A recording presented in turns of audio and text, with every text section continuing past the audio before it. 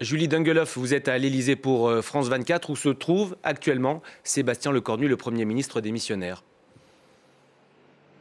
Oui, on a vu son cortège arriver aux alentours de 16h15 et passer la porte du palais de l'Élysée pour s'entretenir une nouvelle fois avec le président de la République, Emmanuel Macron. Longue journée donc pour Sébastien Lecornu, qui a commencé par la démission de son gouvernement, qui a été acceptée donc par Emmanuel Macron 14 heures seulement après avoir été nommé. Il s'est ensuite, il a ensuite fait une allocution, on l'a entendu, d'une quinzaine de minutes, et ensuite, il s'est entretenu pour un déjeuner avec les ministres démissionnaires, à l'exception de Bruno Retailleau, que nous avons vu rentrer ici, place Beauvau, au ministère de l'Intérieur. Rien ne filtre pour l'instant sur ce rendez-vous avec les deux hommes. Ils doivent évidemment s'entretenir de la situation politique du pays et des issues possibles.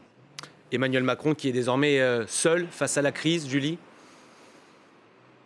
Oui, tout à fait. On essaye d'en savoir plus ici, évidemment, sur une éventuelle prise de parole du président de la République pour savoir vers quoi il se dirige. Et pour l'instant, la seule réponse que nous avons eue de la part de l'Élysée, rien de prévu à ce stade du côté du président de la République. Et pourtant, tous les regards sont braqués sur lui. C'est lui qui a les cartes en main pour décider de l'avenir politique du pays, avec plusieurs options sur la table, comme vient de l'évoquer Ludovic de Foucauld. D'une part, nommer une nouvelle fois un Premier ministre, mais difficile de trouver qui serait l'homme ou la femme de la situation, tant la situation politique du pays est de plus en plus complexe. Il peut aussi décider de dissoudre une nouvelle fois l'Assemblée nationale, comme il l'a fait en juin 2024, avec là aussi une issue qui semble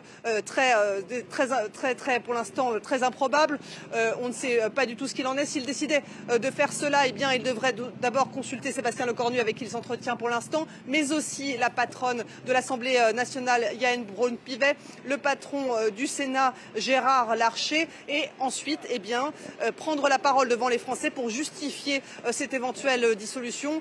Et puis une autre option qui est poussée par les Insoumis, mais qui est là bien improbable, ce serait une destitution du président de la République prévue par l'article 68 de la Constitution. Mais comme le disait Ludovic à l'instant, il faudrait 2/3 des députés et des sénateurs pour qu'elle aboutisse, et cela est très peu vraisemblable. Mais pour l'instant, je vous le disais, rien ne filtre du côté de l'Élysée. On ne sait pas encore quand et si Emmanuel Macron prendra la parole. Merci Julie, et vous nous appelez bien sûr s'il y a du nouveau à l'Élysée.